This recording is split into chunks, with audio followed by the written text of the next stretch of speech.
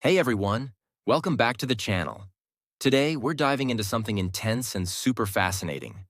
Why do people faint in fighter jets? Fighter pilots push their bodies to the absolute limit. But what exactly is happening to cause a blackout? Let's break it down. First, let's talk about G-forces. Anytime you've been on a roller coaster or driven a car, you've felt the force of gravity pulling you in different directions. But fighter pilots?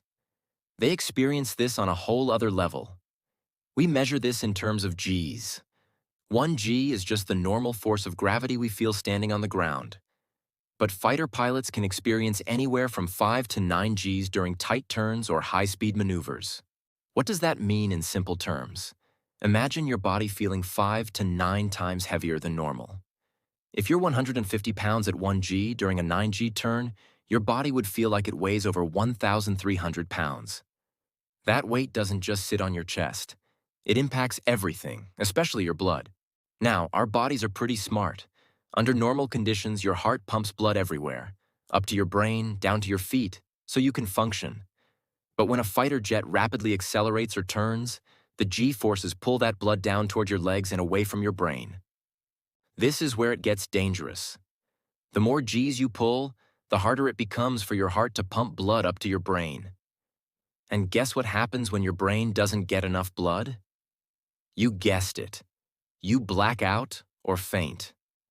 This phenomenon is known as G-LOC, which stands for G-force-induced loss of consciousness. So, how does G-LOC happen? First, pilots start to experience something called gray out. Their vision dims because the eyes are the first to lose their blood supply. Then, if the G-forces increase, that gray out can become a blackout where the pilot loses vision entirely.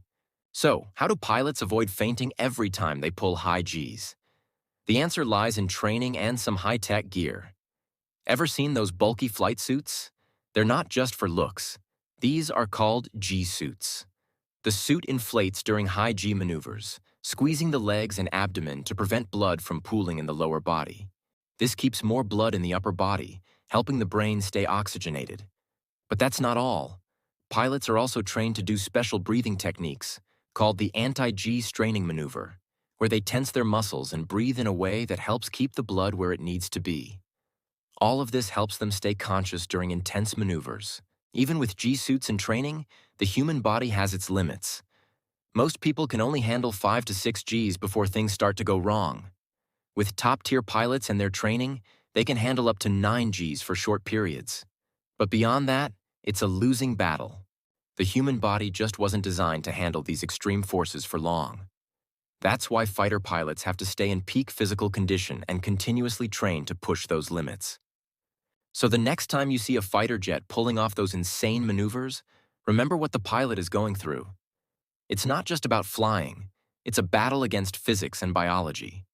Their training, technology, and sheer grit help them stay conscious when most of us would black out in seconds. Thanks for watching. If you learned something new today, make sure to hit that like button, and don't forget to subscribe for more deep dives into the world of aviation, science, and beyond. Catch you in the next video.